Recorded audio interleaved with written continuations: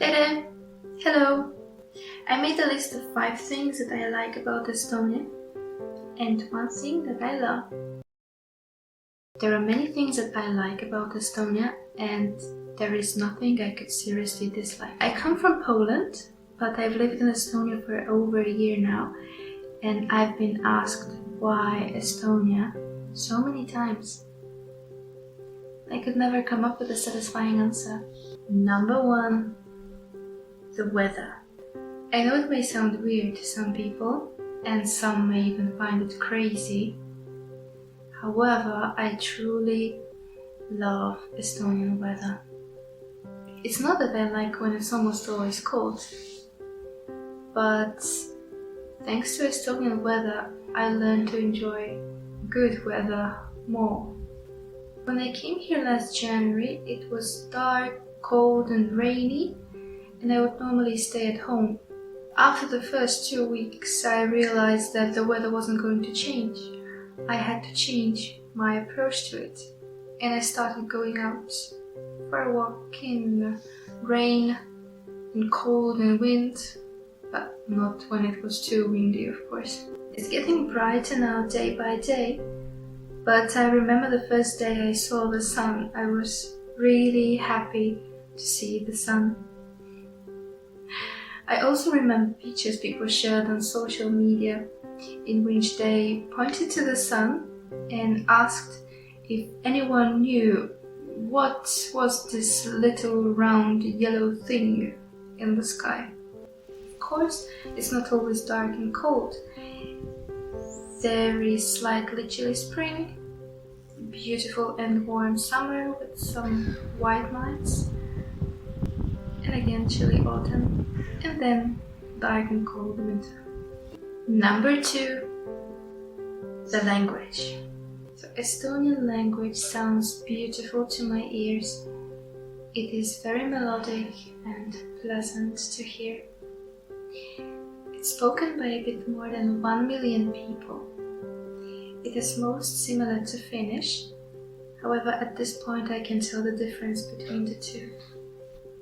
Estonian has 14 noun cases. It has short and long consonants, yes, consonants, and it has no gender and no future tense, or no sex and no future, if you will. Estonian is really full of vowels, which for me as a Polish speaker makes a big difference. You may wonder how it's possible that I've lived in Estonia for over a year and I can't speak Estonian. Except for a few basic things. Well, I've worked with Russian-speaking people and I had to learn Russian because I didn't know Russian before. And now working in an English-speaking environment, I have time for Estonian. But it's a completely different topic. Number 3. Music. That's a whole different topic, so I will just briefly mention it here. I think the first time I ever listened to Estonian music was when I went to a folk metal concert in 2013. I knew nothing about folk metal, but a friend was a fan of Korpiklani, a Finnish folk metal band, so I just joined her. There was one more band there, Metsatöö, and as I learned later, they were from Estonia. I really enjoyed their music. During my minimalist phase, I discovered arvopäät. When I came to Estonia, I fell in love with curly strings, and then I listened to Nublu and Game Boy Tetris quite a lot, and I still listen to it, of course. Number 4. Free public transport. Okay, this one requires some conditions to be met. I mean free public transport in Tallinn for the residents of Tallinn.